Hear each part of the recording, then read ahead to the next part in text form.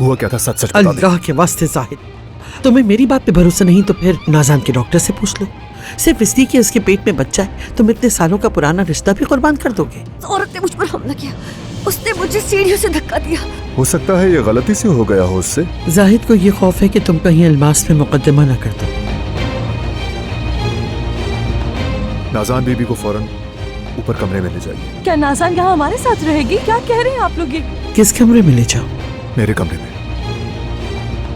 वो कमरा तो अब हमारा कमरा है ना।